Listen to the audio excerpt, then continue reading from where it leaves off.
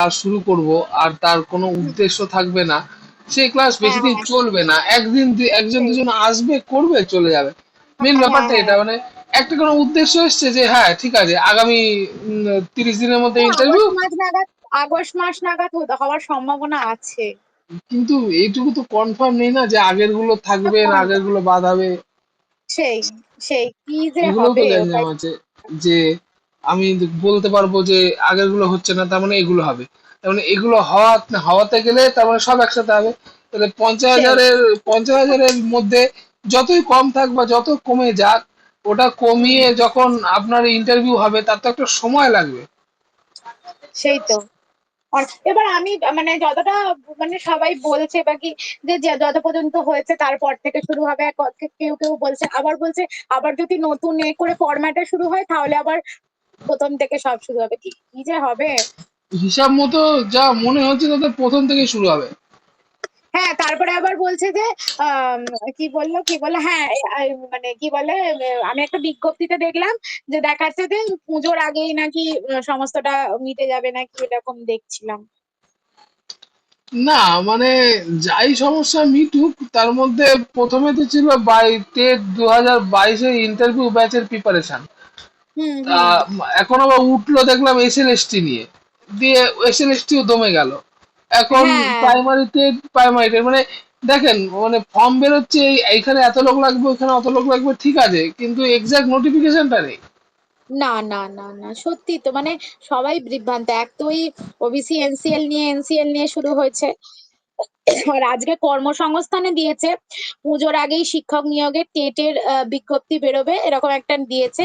স্বচ্ছ ও দুর্নীতিমুক্ত নিয়োগ করতে স্কুল সার্ভিস কমিশন নতুন চেয়ারম্যান হলেন অভিজ্ঞ আইএএস অফিসার। হ্যাঁ সেটা তো এরকম একটা হলো। উনি কর্মসংস্থানে উনি দিয়েছে। হ্যাঁ হ্যাঁ ঠিক আছে, উনি তার মানে কি উনি টেট পরীক্ষা নেবে, তাই তো? হ্যাঁ ইন্টারভিউ তো নেবেনি। হ্যাঁ ওই তাহলে রকমটাই। টেট পরীক্ষা নিয়ে ইন্টারভিউ তো 22-23 বসে আছে, তাহলে সেই ইন্টারভিউটা তো। কবে হবে? এইটা তো আগে হওয়া উচিত। ওটাই তো, তাহলে আমরা কি করব, কি জ্বালা মানে কোনো সত্যি কোনো একটা সদুত্তর নেই, কোথাও একটা সদুত্তর নেই। আরে যেটা সেই আপনাকে সদুত্তরের সেই থেকে এর বড় আগের দিন কথা, ফোন করে বলছিলাম না যে কোনো কিছুরই কোনো সদুত্তর পাচ্ছি না। না না আমি এর আগের দিন আপনাকে বললাম না যে ধরুন সদুত্তর এর কথা চিন্তা করছি, কেন কি করে সদুত্তর থাকবে? স্কুলগুলো তো কর্পোরেট ভাবে চলছে, মানে 20% বাচ্চা আপনার প্রাইমারি স্কুলে পড়ে কিনা সন্দেহ আছে। হ্যাঁ আপনি দেখা গেল ইন্টারভিউ হয়ে গেল, জয়েনিং দিল না। তার কারণ হচ্ছে স্কুল খুঁজে সেই পাচ্ছে না, যে এরকম কোনো স্কুল নেই যে যেখানে প্রাইমারি বাচ্চাগুলো পড়তে পারবে। কিন্তু স্কুলগুলো আছে, তার কারণ হচ্ছে আমাদের ওয়েস্ট বেঙ্গলে টোটাল আমি অ্যাটলিস্ট ধরলাম 50,000 প্রাইমারি স্কুল আছে, নাহলে বোর্ড গুলো হয় কি করে, হুম তাই না? এবার 50,000 সেই স্কুলে তো। যদি একটা করে টিচার হয় তাহলেও 50,000 টিচার চলে আসে। হুম এবার সরকারের ইচ্ছা নেই প্রাইমারি স্কুলটাকে বেসরকারিকরণ করবে, বিকেন্দ্রীকরণ করবে মনে হচ্ছে, হুম। কিন্তু সরকার কোনোদিনই পারে না শিক্ষা স্বাস্থ্য আর প্রশাসনকে বা হ্যাঁ এ করতে। বিকেন্দ্রীকরণ করতে। কিন্তু বিষয়টা হচ্ছে এখন তো যা অবস্থা, তাদের তো এরকম পর্যায়ে ছাড়া তো সত্যি রাস্তার তাই, কিছু নেই। সত্যি তাই। এই সব বন্ধ করিস না, গরম পড়বে।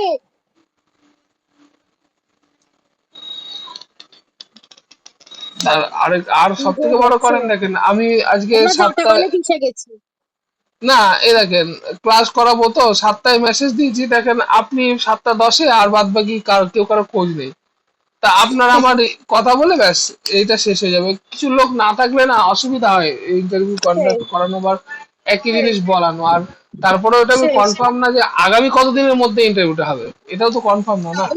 এবার আমি যদি একটু একটু করে এইভাবে শুরু করেন, বলেন যে আবার যদি এটা হয় তাহলে যদি সত্তর শুরু হয় তাহলে এরকম আগে থেকে শুরু করলে সবাই মানে আমরা তো উপকৃত হ্যাঁ হবই। ধরুন একটা জিনিস দেখুন, ধরুন আপনাকে একটা ইন্টারভিউ ডেট দিল যে এত তারিখের মধ্যে ইন্টারভিউ শুরু হচ্ছে, আরে এক হ্যাঁ মাসের উপরে তো সময় থাকবে। সেই তো।